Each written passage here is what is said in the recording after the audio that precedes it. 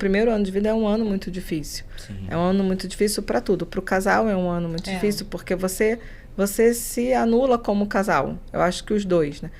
O sono fica ruim, a gente dorme picado, a gente dorme... Quem mama, então, ainda no peito, às vezes mama toda hora, a madrugada inteira, e tem que trabalhar no dia seguinte, e você fica cansado. Então, acho que você vai acabando se afastando como casal, né? Que a gente estava falando sobre... Você deixar isso vivo é complicado muito nesse difícil, momento. Então, eu acho que E assim, eu tenho um amigo que fala muito bem, até um anestesista, que ele fala assim, é visceral da mãe, é um pedacinho dela, é diferente pra gente homem, ele falando como pai. Totalmente, né? Ele falou assim, naquele momento assim, faz parte de você, você não quer se desligar daquilo. Então, é isso que eu acho que muito estranho. Tem a coisa... Sim, tem que ter muito respeito. Isso que eu falo agora, tem que ter muito respeito. como é uma coisa visceral, eu acho que o parceiro, e aí, independente de como é formada a sua família, parceiro ou parceira, a pessoa que está do seu lado precisa entender que aquele momento talvez não seja o momento que ela queira buscar o sexo. Que isso seja tão importante para você. Mas e se for uma coisa que faz falta para ela, então vamos criar maneiras para a gente poder buscar isso. Como que a gente pode fazer isso com um bebê, né, junto, naquele momento? Então, óbvio que tem gente que faz cama compartilhada, tem gente que o bebê dorme no quarto, tem gente que o bebê dorme no quarto separado. Então, assim, eu acho que precisa só tomar cuidado, que precisa buscar individualidade de cada um. Então, não é para o bebê estar exposto naquele ambiente. Exatamente. Onde está tendo sexo naquele momento, né? Mas ele dorme na minha cama. Gente, transa no banheiro, transa na cozinha, na sala. Tem milhões de lugares na casa. É bom que... Ou então, naquele momento que a criança dormiu, bota no outro quarto, entendeu? Ainda mais uma criança pequena, ela dorme um pouco, né? Imprescindível a gente poder realmente gerar um ambiente, né? Propício até para isso. E agora, o que eu preservando a criança. O mais importante de tudo é conversa com seu parceiro ou com a sua parceira, né?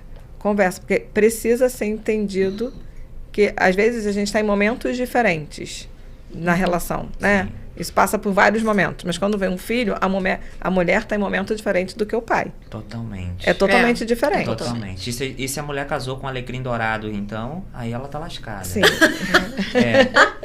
Porque é um cara insensível, um cara que não tem um mínimo diálogo, uma mínima compreensão. Eu vejo, às vezes... A gente tem até dados, a gente tem dados de separação, e são dados mesmo, assim, alarmantes, né?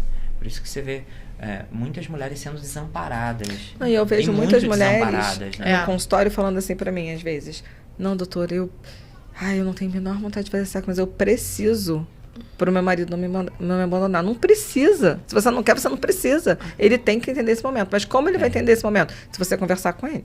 Se você isola ele e não conversa, também ninguém vai conseguir entender nada. Mas tem muitos casais que não preservam essa intimidade. Mas tem muito casal que não consegue conversar. Por quê? Não consegue conversar. De novo,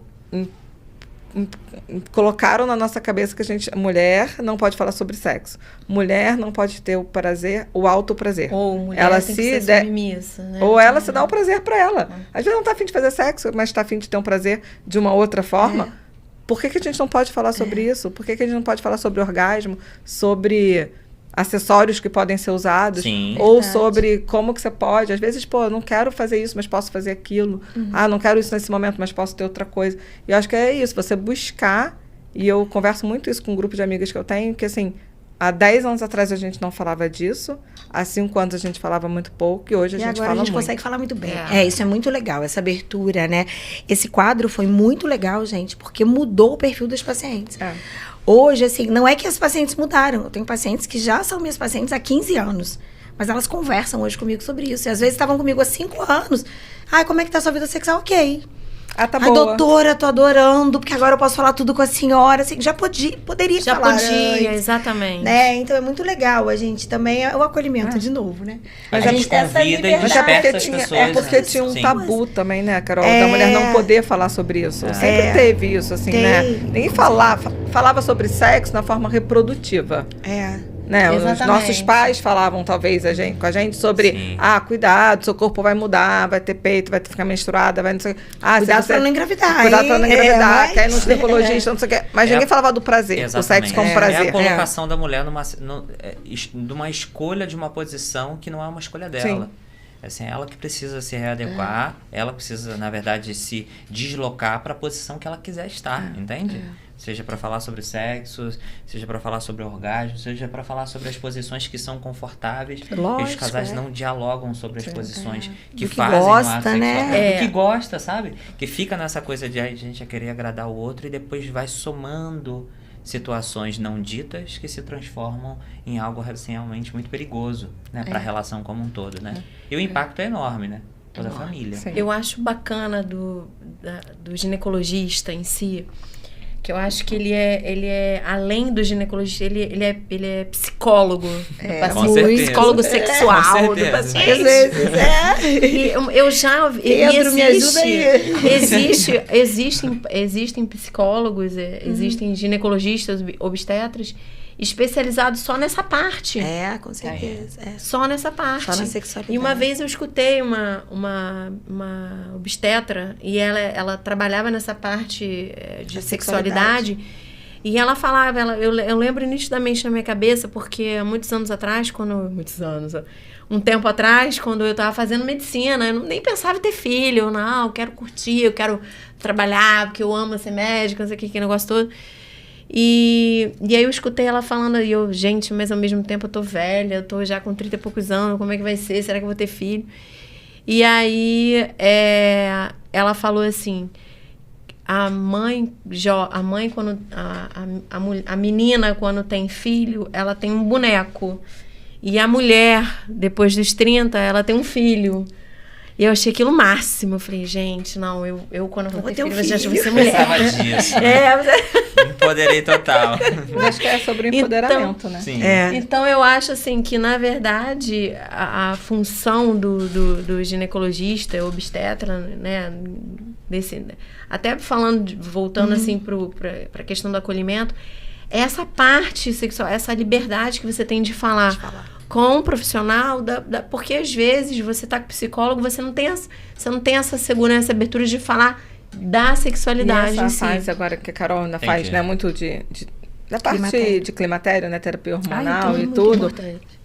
Porque assim, às vezes a gente não para perceber que assim, pô, mas eu sempre... Mas agora tá doendo. Será que eu tô com ressecamento? Será que eu não tenho vontade? Eu tô cansada. E às vezes a gente, no dia a dia, acha culpa tudo do trabalho, culpa toda outra coisa, né? E aí a gente vai descobrindo... E eu escutei esses dias uma pessoa falando assim, na nossa cabeça, o climatério, a menopausa, eram nas vovozinhas.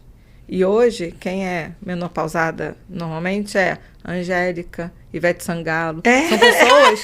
Então, são pessoas que estão... Somos nós, que estão no auge do trabalho. Nós agora. E é isso que eu quis dizer, não é essa questão. São pessoas que estão no auge do trabalho, no auge da carreira, porque né, antigamente pessoas com 50 anos eram idosas e hoje em dia pessoas com 50 anos estão no auge da sua carreira, da sua produtividade e da sua beleza, porque estão maduras, porque estão se empoderando, porque estão com confiança nela. E aí eu acho que vem essa liberdade aí de você poder conseguir falar sobre tudo. Então, sobre o sexo familiar de casal, é assim, toma cuidado, né? Pra seu filho não estar exposto, não ver, porque às vezes a criança acorda de madrugada, né? Mas mantém vivo, acho que é a coisa mais importante.